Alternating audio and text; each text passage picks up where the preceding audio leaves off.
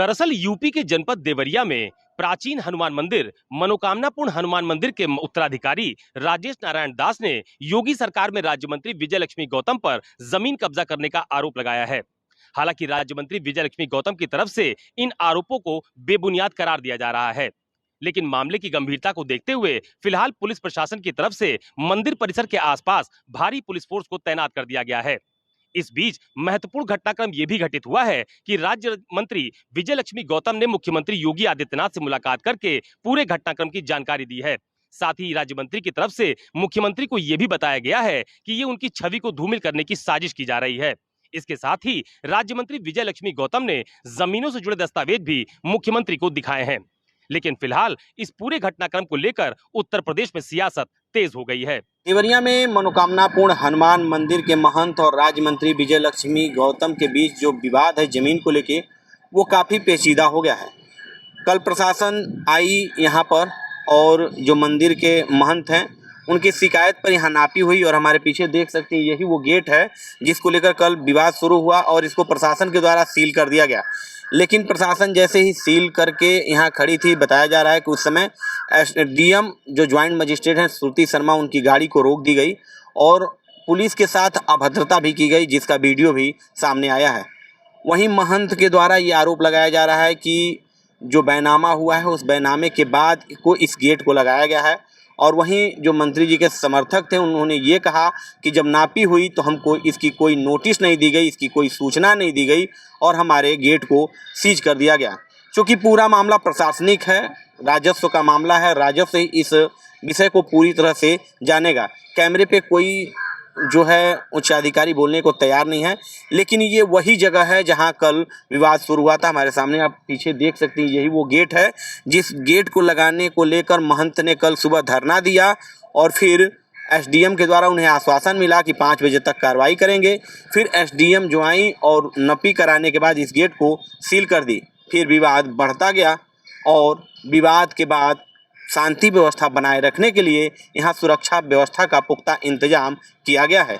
सर्वप्रथम तो मैं सिद्धपीठ मनोकामनापूर्ण हनुमान जी मंदिर का सेवक उत्तराधिकारी महंत राजेश नारायण दास, मंदिर के पश्चिमी हिस्से में राज्य मंत्री विजय लक्ष्मी गौतम द्वारा एक विवादित भूमि का बैनामा लिया गया जिसका अराजी नंबर है 2904 और मंदिर की अराजी नंबर है 2905 और 6 जो पोखरा और भीटा है।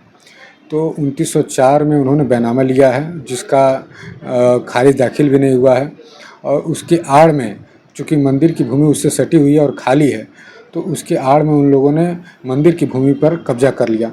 करीब 3 कट्ठे मंदिर की भूमि को कब्जा कर लिया। ये बात है 13/5/2025 में इन्होंने बैनामा लिया और 20/5/2025 दिन मंगलवार को इन्होंने कब्जा करना शुरू किया।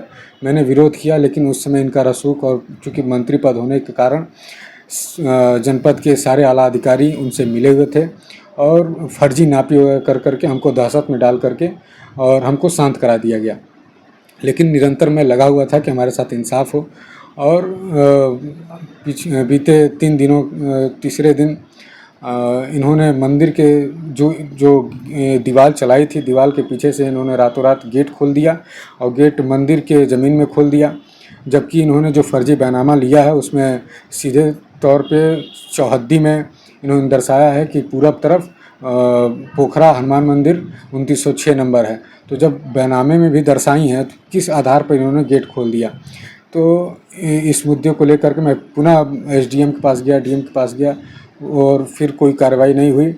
तो हमको मजबूरन कल मंगलवार को चौराहे पर धरने बैठना पड़ा, जिससे प्रशासन सत्ते में आया और मुझे कार्रवाई करने का आश्वासन देते हुए 5 बजे तक का समय मांगा। मैंने समय दिया प्रशासन को और कार्रवाई शुरू हुई, नापी शुरू हुई।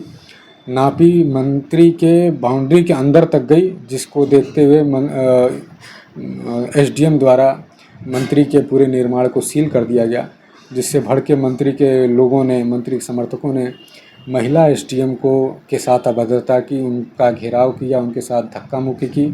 मैं प्रशासन से आदरणीय मुख्यमंत्री जी से ये दरख्वास्त करता हूँ कि जो मंत्री के समर्थक प्रशासन से घिरी हुई एसडीएम जो फर्स्ट रैंक है वो भी महिला, उसके साथ अभद्रता हो सकती है।